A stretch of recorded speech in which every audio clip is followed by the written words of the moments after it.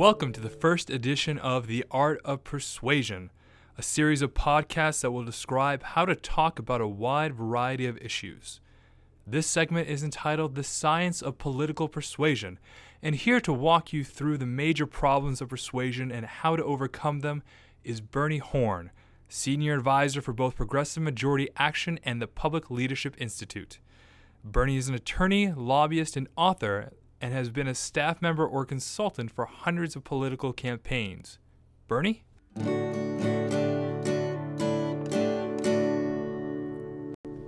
Thank you, Michael. Let me mention right up front that almost everything I'm going to say can be found on one of our websites, progressivemajorityaction.org for messaging on dozens of issues, publicleadershipinstitute.org for our blog, our bulletin, and legislative tracking, and progressiveagenda.org for policy ideas and model legislation.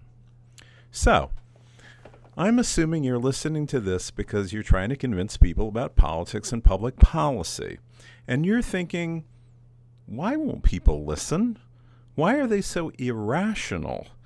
After you make a sensible, even irrefutable political argument, why are they still not persuaded?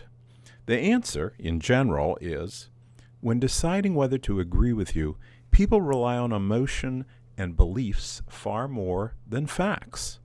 And if your listeners hold beliefs intensely, you're probably wasting your time, no matter how many facts you can muster. It is frustrating.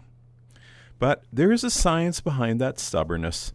Let's explore why people's brains react this way and use the information to restructure our arguments to make them more effective.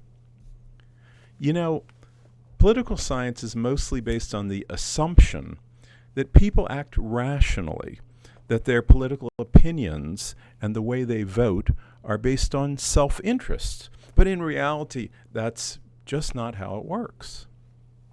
Everyone carries in their heads a long list of pre-existing beliefs, stereotypes, and biases. That's Democrats, Republicans, and Independents. We all hold on to these beliefs despite self-interest and in the face of facts. All of us, every one of us, consciously or unconsciously, are seeking information that conforms to our pre-existing beliefs, while inside our minds, we ignore or refute information that seems to disprove these beliefs. It's a selective use of evidence in which we reinforce to ourselves what we already think. This is called confirmation bias, and scientists have known about it for centuries. Sir Francis Bacon wrote about it in 1620. This is what he said, but in modern English, he explained that once a man has formed an opinion, he draws together facts and arguments that agree with that belief. Even when there are more and better facts and arguments on the other side, he finds distinctions to set aside or reject that information so that his original beliefs triumph over everything else. Now, please excuse the male-centric language. This was 400 years ago in England. Bacon was interested in confirmation bias because he was at the forefront of those who are arguing for real science, which requires real objectivity. He was saying if someone approaches science with strong predispositions, he or she will never find the truth. And the same can be said of politics. Now, if you want to know more about confirmation bias, we have a hyperlink on our website to an article entitled Confirmation Bias, a Ubiquitous Phenomenon in Many Guises. And this is a really long academic article, but it is fascinating.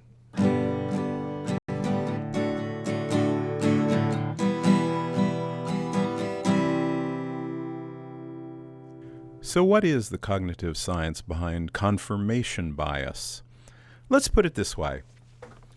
You're discussing politics with your Uncle Mort, who's kind of a curmudgeon, and you say, voter fraud is virtually non-existent, which is, of course, completely true.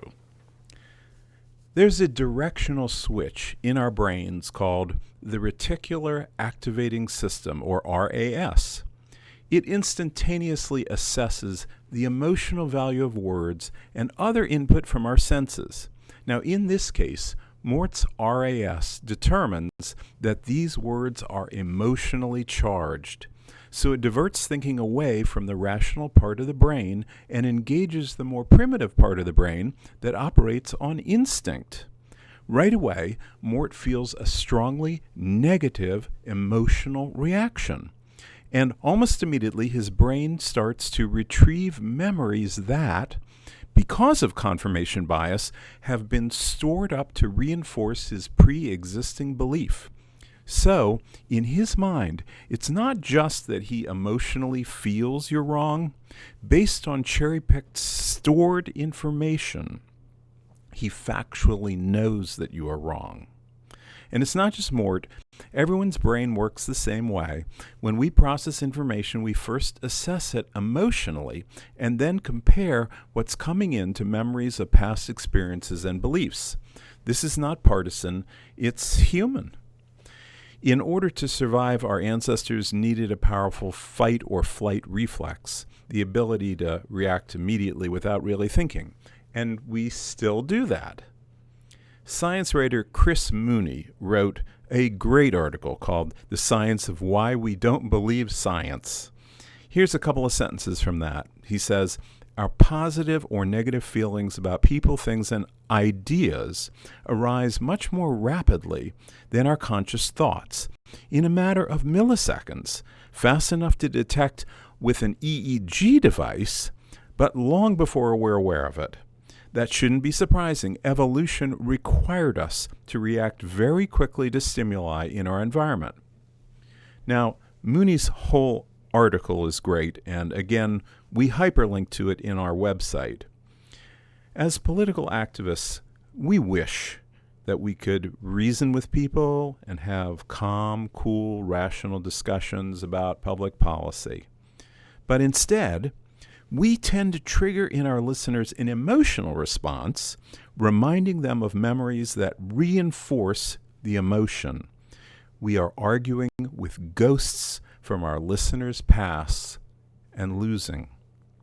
While everyone engages in some level of confirmation bias, it's easier to demonstrate this in political partisans, both progressives and conservatives.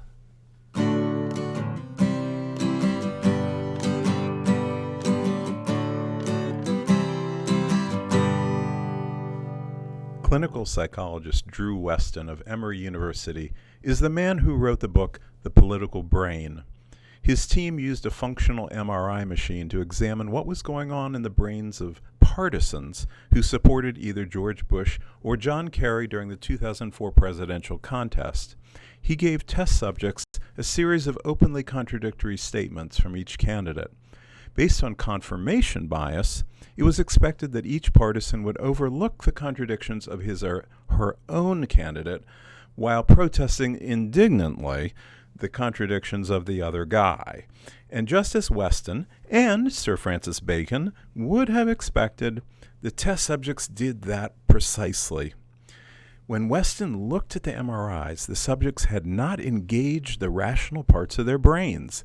They had engaged their emotions. And further, after relying on emotion to defend their candidate and attack their opponent, the brain's pleasure center released the neurotransmitter dopamine in the nucleus accumbens. As Weston explained in the book The Political Brain, once partisans had found a way to reason to false conclusions, not only did the neural circuits involved in negative emotions turn off, but circuits involved in positive emotions turned on. The partisan brain didn't seem satisfied in just feeling better. It worked overtime to feel good, activating reward circuits that give partisans a jolt of positive reinforcement for their biased reasoning. These reward circuits overlap substantially with those activated when drug addicts get their fix, giving a new meaning to the term political junkie. This means that when you challenge pre-existing beliefs, not only are your arguments rejected, but you are also helping emotionally reward partisans for their stubbornness, deepening their attachment to false ideas. Well, what's an honest progressive to do? We can be mindful of the part of this process that we control. You can structure your argument and choose words that are far less likely to trigger that instantaneous negative emotional response. You can even trigger positive rather than negative emotions in your listeners. You might already have some awareness of emotional triggers or hot buttons. For example, you may realize that people who suffer from post-traumatic stress disorder, PTSD, have memories that are intensely painful to recall. Words, phrases, situations, and even smells can trigger those memories and cause the PTSD patient to relive the agony. On a much less dramatic scale, our brains respond to emotional triggers all the time. We react to our senses, comparing current input to our past experiences. Emotional triggers are words or other stimuli that make people subconsciously remember positive or negative situations in their past and actually relive, to some extent, positive or negative emotions from their past. The reaction within us is automatic and, again, extremely quick. So, let's review. Our brains are hardwired to engage in confirmation bias. Further, our opponents get a blast of dopamine and feel pleasure after they rebut our arguments, even when that rebuttal is based on irrationality and falsehood. That makes it seem like political persuasion is virtually impossible. And yes, it's extremely difficult to change the minds of partisans. There are conservatives, for example, who are unpersuadable, no matter how many scientists testify to the truth of global warming, no matter how much evidence shows that the death penalty doesn't deter murder, no matter the incontestability that voter fraud at the polls is too rare to worry about. In fact, politics isn't really about changing our opponents' minds. It's about mobilizing our own base while persuading that slice of voters who are persuadable.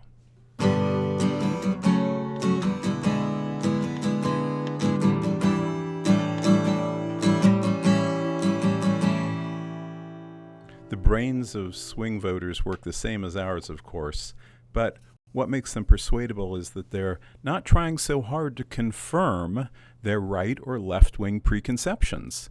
Persuadable voters don't lack political beliefs, biases, and stereotypes, but instead they carry in their heads both the progressive and conservative ideas, and they can be persuaded by either.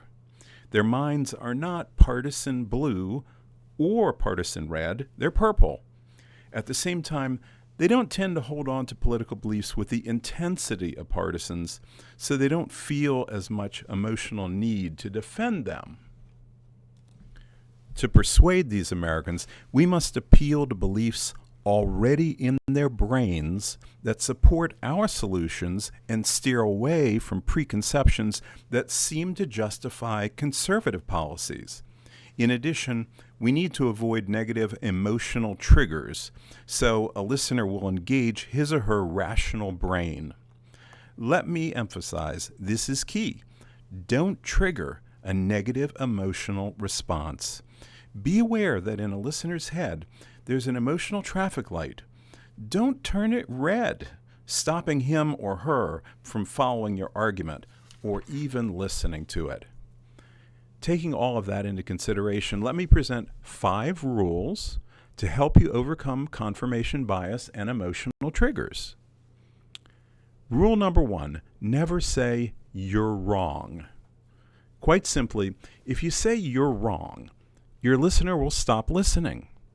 You need to engage the part of his or her brain that will reflect on your argument, not react to it. Similarly, never let your own emotions do the talking. When you're about to speak in anger, take a deep breath and shake it off. Voicing your emotions will make you feel good. You'll get a shot of dopamine in your brain, but it won't help you persuade. Rule number 2, use praise, friendliness, and body language to trigger positive feelings. Praise something in your listeners. Smile, project friendliness and confidence. Indicate that you are in some way part of the same group or you're on the same side. It's not that people will adopt your political positions because they like you. It's that they will keep their minds open.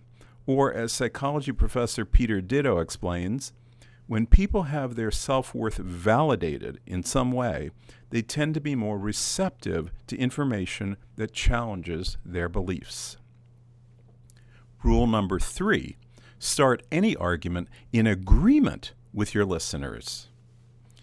This advice was central to Dale Carnegie's classic book, How to Win Friends and Influence People.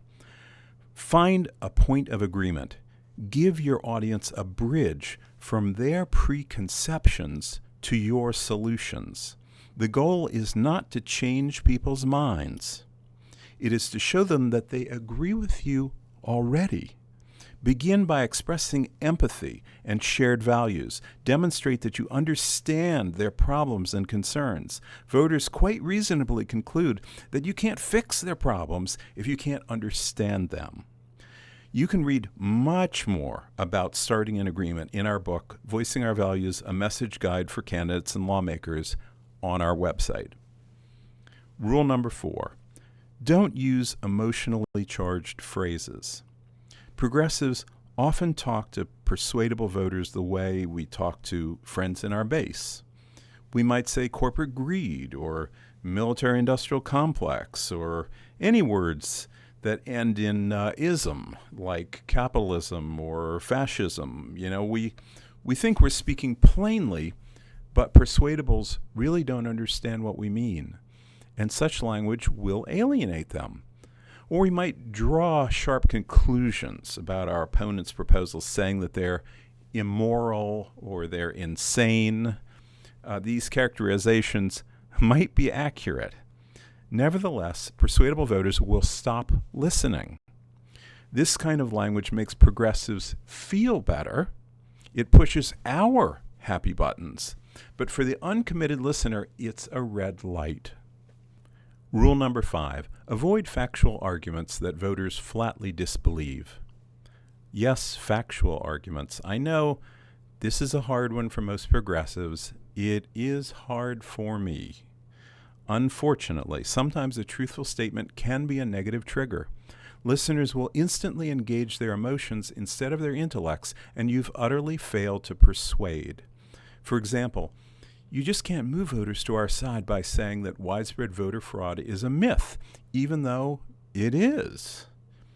Use other language that's laid out in Voicing Our Values in order to argue against voter ID, if you need to walk your listener away from some false information. Your best shot is to ask them to explain why they hold a particular opinion. Sometimes they will come to realize the limitations of their own understanding. That's noted by psychologist Frank Kyle. We often have reason to view our opponents as irrational. They are arguing against their own best interests and using phony information as proof. But understand they are simply engaged in runaway confirmation bias. They truly believe what they believe. People who disagree with us aren't crazy. They're human. Some can be persuaded and others can't. But to be successful in politics, we need to accept this and make the best of it. Thank you, Bernie. That was the first edition of The Art of Persuasion, a series of podcasts that will describe how to talk about a wide variety of issues. This particular segment was entitled The Science of Political Persuasion. Let me give our website addresses one last time. They are progressivemajorityaction.org, publicleadershipinstitute.org, and progressiveagenda.org. I hope you enjoyed our podcast. Have a great day.